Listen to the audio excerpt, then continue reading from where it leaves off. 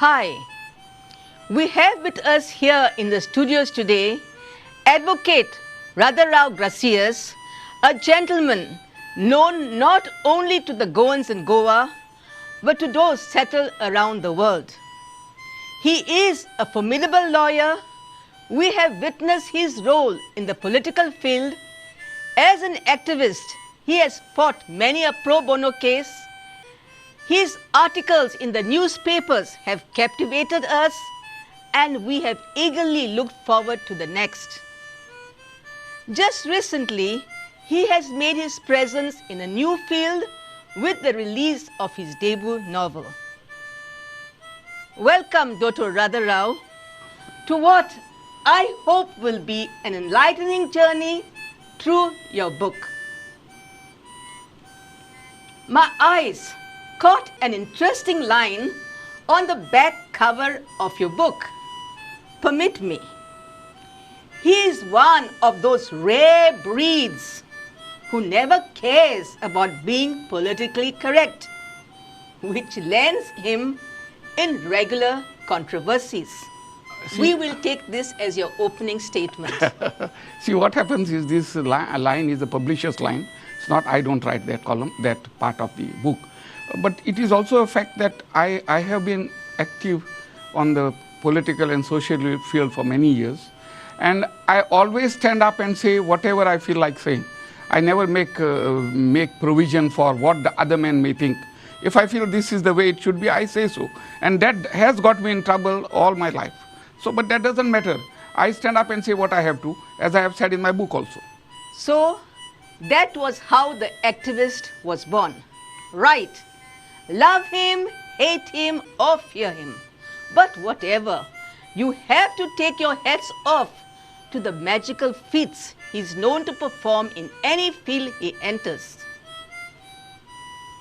This is the novel we are going to juggle our way through today. But first, I'd like to probe into what is indisputably your brilliant mind. Radharao, the hero of this book, is a young gentleman named Ismail. You speak to us through this narrator, and at the same time you have cleverly roped in a badkar through whom you give us your wisdom, and at the same time you use him to discuss legal matters. Now, having said that, we want to know, Goa wants to know the young Radharao as he was in the 60s and 70s. What were his ambitions? What were his parents' ambitions for him? What shaped him? Just let's have it all. See, what happens is, of course, in those days, in the 70s when I was growing up, professions were very few. And somehow, because of my very garrulous nature, if I may say so, standing up and talking on everything, I naturally gravitated towards the legal profession. And so my parents had absolutely no objections or problems with whatever I chose, because we had at home the freedom to choose whatever we wanted to study, and whatever help my parents could afford, that was always available for us, financially or otherwise. So I took up law as a profession because somehow I was in it from the very beginning. I love to read, I love to discuss, I love to argue. And law is a profession where all this matters. And it has my basic inherent attitude of discussion and debate has helped me in my profession also. That's factually correct. So we did get to know you better. Now, let's start the journey through your book. Take us for a walk through chapter 20 and point out all the fascinating spots one can see on the way. That deals with, that is a chapter titled Tujhe Bapaichen Kestam. Yeah. You see, this chapter is essentially about the song Iron, Lion and Zion, sung by, very popular song by Bob Marley. Now, if you go through that song, somewhere along the way he sings Tujhe Bapaichen Kestam, which looks completely incongruous for a song based in Jamaica, which has no connection with Goa, whereas these words are typically Goan Konkani words. So when I listened to that song, I said, how could this be? Then my imagination I let loose. Let me explain. And so as a consequence, I have sought to explain these words in Bob Marley's mouth in my own way. I would not want to narrate this to the readers because I would expect the readers to spend some money, buy the book and read it for themselves. So let them read the whole book and they will know how the words Tujhe Bapai Chankyastau have come to be in Bob Marley's song. Talking about songs, I think many a reader will feel nostalgic as you have mentioned the songs in your books. Now, if any of you have this book at hand, kindly turn to page 202.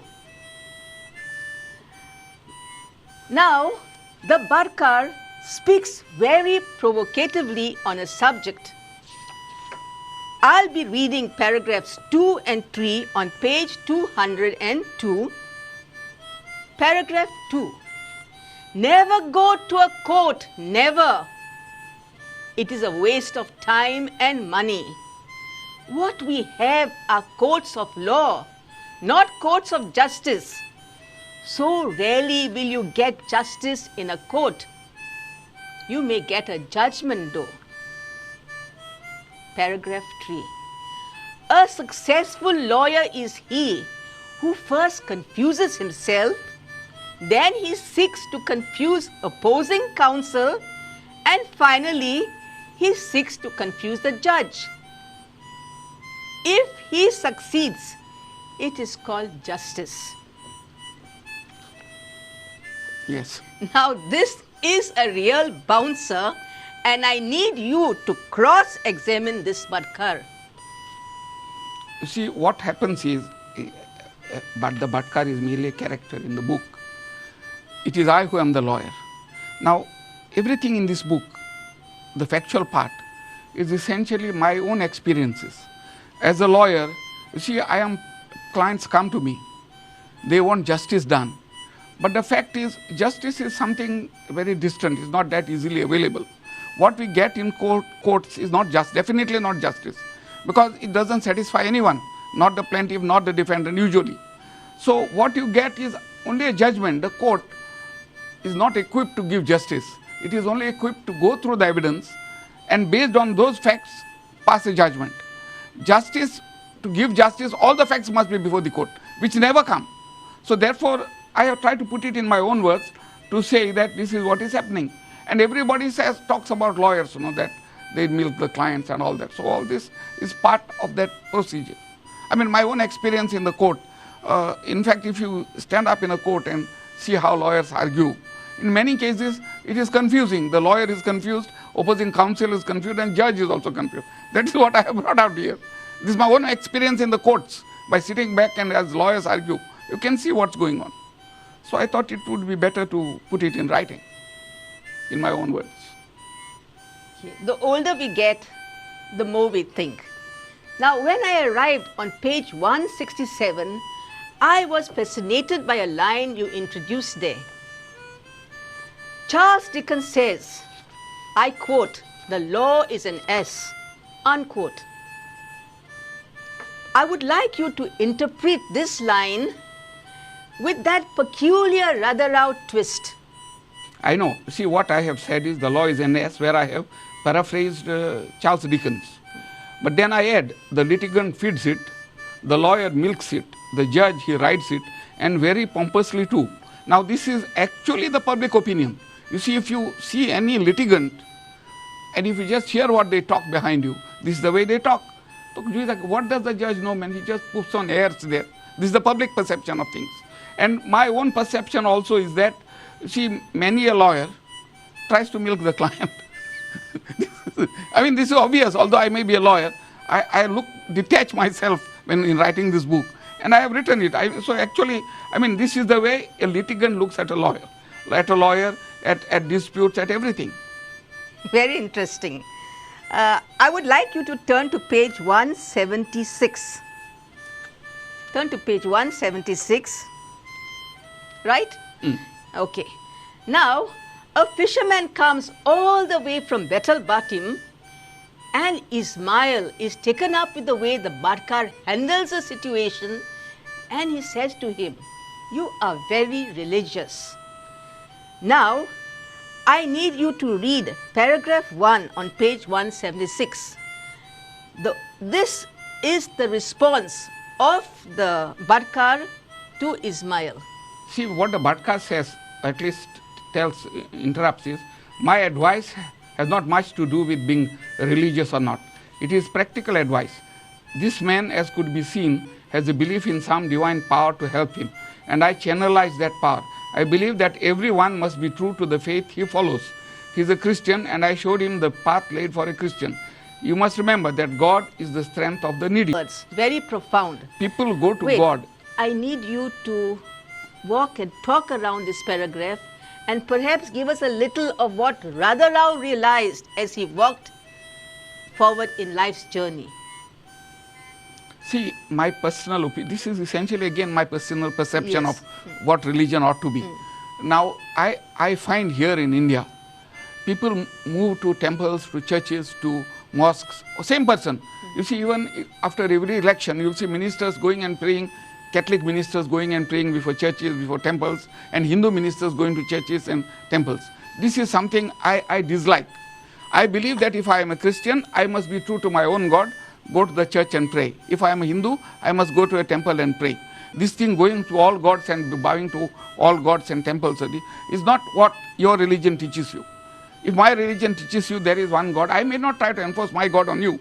But when it comes to doing something, praying, I will only pray to my God. I will not go to a temple to pray. Neither do I expect a Hindu come to a church to pray. This is the crux of the problem in India. We all mix up things. If one is true to his one faith, one's own faith, I think India will be a better place. That is why I have said that. Okay.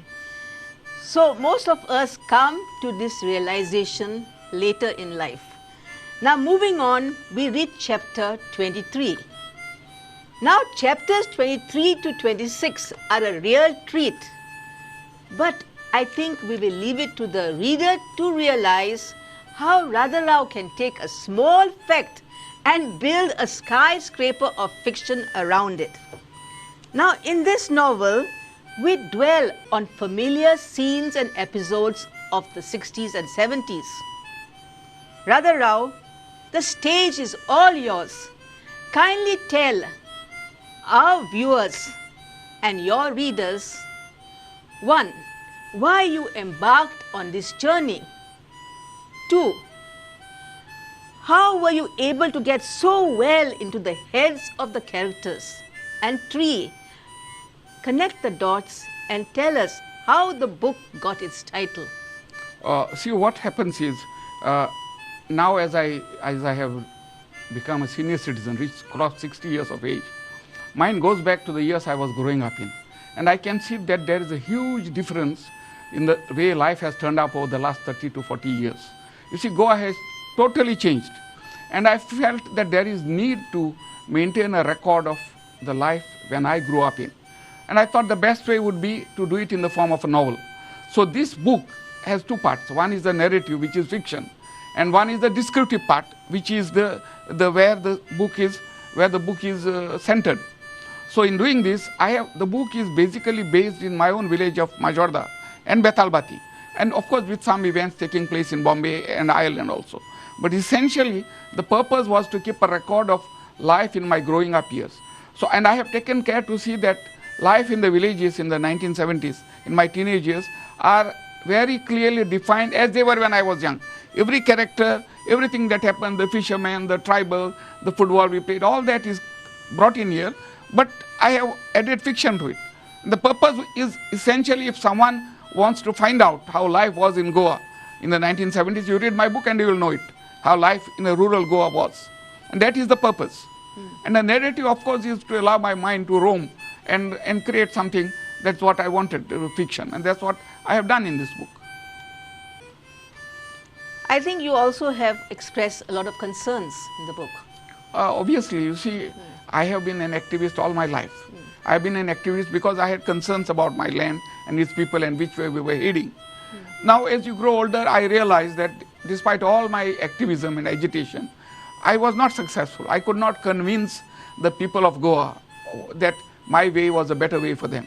Invariably, I found that I was on the losing track. People would listen, but no one ever actually followed what I had anticipated. But today I find a lot of people come and tell me that I addressed a meeting there, I had said something there, and that it is coming true, that what Goa would come to. So that way many people appreciate what I was saying. But then in Goa, politics was divided between Congress and MGP and BJP, and people would not think beyond that. Yeah. Yes, I do understand your concerns and the concerns of the older generations. And I think if you go to the last chapter of your book, it is well expressed there. Yes. Now, coming to the last chapter where you express all these concerns, I have a question to put to you. What will happen to the two houses once Ismail moves to Ireland? Is there a solution you have in mind, or is it just mere bleakness? Or will there be a sequel to the book? Wait, we also want to know if Ismail will come to Goa, or will he sell the two houses, or just give us all the possibilities. See, the purpose of this book is precisely to raise these queries. Now, it is my experience that people go out of Goa. People, particularly the Catholics, have been migrating like your parents did, to East Africa, to West Asia, to Europe, wherever. And what I have noticed is those people who are born in Goa and who migrate, post-retirement they come to Goa to enjoy their final years. But their children born abroad have no connect with Goa as their parents had. So most of them come back and spend a few years in their homes and then finally dispose of their houses and go. But I think this is not just true of Goa, this is throughout the world, even in Ireland. Most Irish people have migrated. The state abandoned houses are there. It's throughout Europe. So once people go and they succeed elsewhere, their heirlooms, whatever land and all they had, they come back merely to sell it. And I think that is what is going to happen in my land also. I find it happening in my own village. Most of the people I grew up with have all settled abroad. And all sorts of people from all over the world all over India are coming and settling. I think that is what we cannot stop. It could have been stopped if Goa had a different politics immediately after liberation. Now things have gone too far, and I think the Goa in which I lived and which I have narrated in the book is lost forever. I don't think it will come back. So it's just bleakness. I would think so. I mean, that Goa will not come back. Maybe the new Goa that comes may be better for the occupants. So no sequel to the book? No, sequel to the book is not the issue. I will be definitely writing more, but may not be a sequel. Okay. These are questions I have raised for the readers to answer. Okay, right. Now, you had stated to the press, so for me, it is a farewell to activism and politics as I move into new avenues. Yes. Now, this is the moment of truth. Will the magician who has upset many an apple cart be ready to give it all away, or will the bug return to bite him again? See what happens when I am talking of activism in politics. I am talking of grassroots level, ground level, in which I was very active for the first 30 years of my life as an adult. But as age comes in, health, as you grow older, health also weakens. It's difficult for me to be active in that sense. But if there is a public issue which requires my presence, I am not going to run away from it. But I will never be able to give there so much of time and energy which I did in my earlier years. That is what I'm saying. So I have found different avenues. Wait, different avenues. Like writing. Yeah, okay, just a moment. Yeah, Sorry for butting in. Yeah. But I did happen to see you in a video put up on the South Goa Advocates Group, where you really give a very good take on the assaulted lawyer issue. But that imp inside me couldn't resist thinking, wasn't this activism? See, what happens to M, That is South Goa Advocacy Association, of which I am former president, of which I have always been a very active member. And when a lawyer is beaten up by the police, I think every citizen must stand up, forget about a lawyer. You see, as a lawyer, if I were not to stand up for my colleague and address our own body, I would not be a lawyer, I would be a coward. You see, as a lawyer, I have to stand up, and what was done was wrong. And I will tell you this. You see, if a lawyer is under attack by the police for doing his job, then no citizen is safe. Because in times of when citizens are under stress, when the wrong is done to them, it is the lawyer who goes up and fights for them. So if the state itself uses its might to beat up lawyers, then the citizen is not safe. That is why I was there. To tell the citizens, you better stand up for the lawyers. They are fighting for you. He can hit the ball. That was massive, a 6 right into the crowd. Back to earth. Congratulations on a well-written book, on a superb release, and the book is out on Amazon for sale. Before we call it a day, just an observation. Your book has all the masala required for a good movie. Do you nurture the hope that your book will hit the big screens? See, and actually, my purpose of writing the book was also to see this, somehow get it on celluloid, make a film out of it. Because when you make a film, I will have to cut off a lot of part of it. And I am actually studying the art of script writing. It's not something I am familiar with. So I intend to first make a script myself. I would not trust some third party to do the script, because this is my book. Did anyone approach you? Sorry. No one has approached me. A couple of friends have suggested that it should be made into a movie. Yes, really awesome. Quite a few friends have suggested it would make a good movie. But so I have said, yes, I will first prepare the script, and then ask anyone who is interested to make it based on the script. Because I know the place, I know my book better than anyone else would. Yeah, you're right. So I plan to, You in are the the long writer. run, yes, to approach someone to see if a book can be made. Yes, yes. See, what has now happened, there is some offer from some publishers in Britain. They have contacted me to publish the book there. Of course, we are in the initial stages of discussions. Hopefully, the book will also be published in the British Isles. Because right now it is published only in India. This publication by Broadway is only confined to India. Just awesome, awesome. Now we all have to go one day when the big guy calls us. In a few short hours, the crying dies down. The crowd eventually disperses and goes its own way. And things get back to normal. But Radharao, you will continue to live through this book because you have touched a subject close to the hearts of the Goan people. And I wish you all the best as you move forward in this new path, hopefully penning a lot of more books. Ladies and gentlemen, Dr. Radharao Gracias, the new novelist in town. It's been a great pleasure walking this journey with you. Thank you.